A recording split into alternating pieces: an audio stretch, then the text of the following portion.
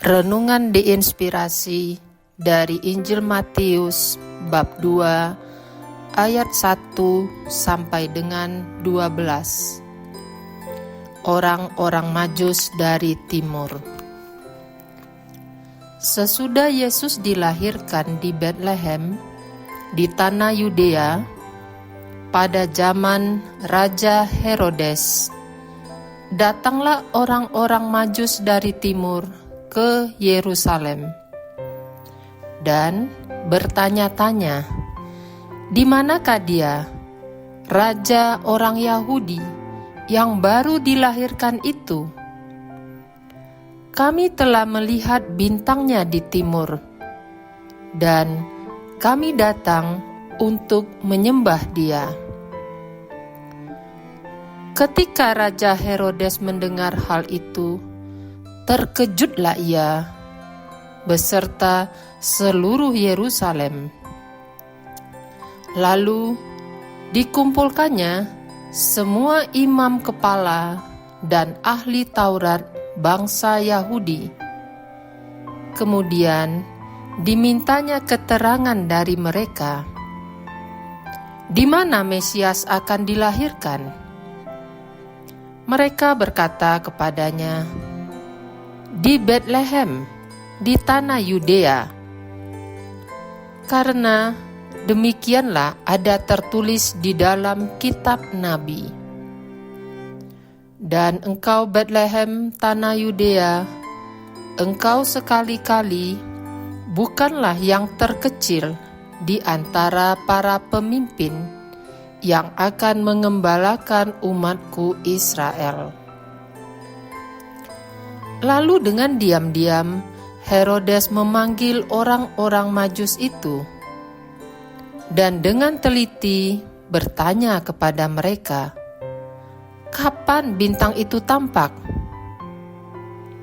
Kemudian ia menyuruh mereka ke Betlehem. Katanya, "Pergi dan carilah anak itu dengan teliti, dan segera sesudah kamu menemukan dia, kabarkanlah kepadaku, supaya aku pun datang menyembah dia." Setelah mendengar kata-kata raja itu, berangkatlah mereka. Lihatlah, bintang yang mereka lihat di timur itu mendahului mereka hingga tiba dan berhenti di atas tempat anak itu berada. Ketika melihat bintang itu, mereka sangat bersukacita. Mereka masuk ke dalam rumah itu dan melihat anak itu bersama Maria ibunya, lalu sujud menyembah. Mereka pun membuka tempat harta bendanya dan persembahan kepadanya, yaitu emas, dupa, dan mur. Setelah diperingatkan dalam mimpi supaya jangan kembali kepada Herodes, pulanglah mereka ke negerinya melalui jalan lain. Demikianlah sabda Tuhan. Terpujilah Kristus. Epifani. Hari ini adalah hari raya penampakan Tuhan atau Epifani. Saat Tuhan datang mengunjungi dan menyatakan dirinya kepada manusia dalam peristiwa inkarnasi. Kedatangan Tuhan ini direspon dengan dua tanggapan yang berlawanan. Orang-orang Majus melihat terang Yesus, kemudian mereka mencari dan menyembah Dia dengan mempersembahkan emas, dupa, dan mur. Sedangkan Raja Herodes dan penduduk Yerusalem tidak mampu melihat terang Yesus. Karena itu mereka terkejut.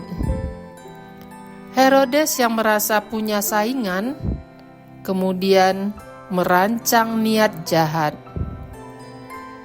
Ada dua hal yang saya teladani dari orang-orang Majus.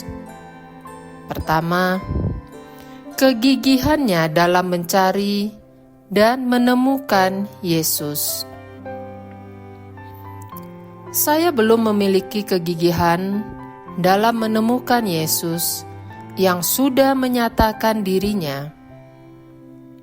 Alangkah bahagianya jika saya pun punya persembahan yang layak, yaitu sikap hidup yang berkenan padanya.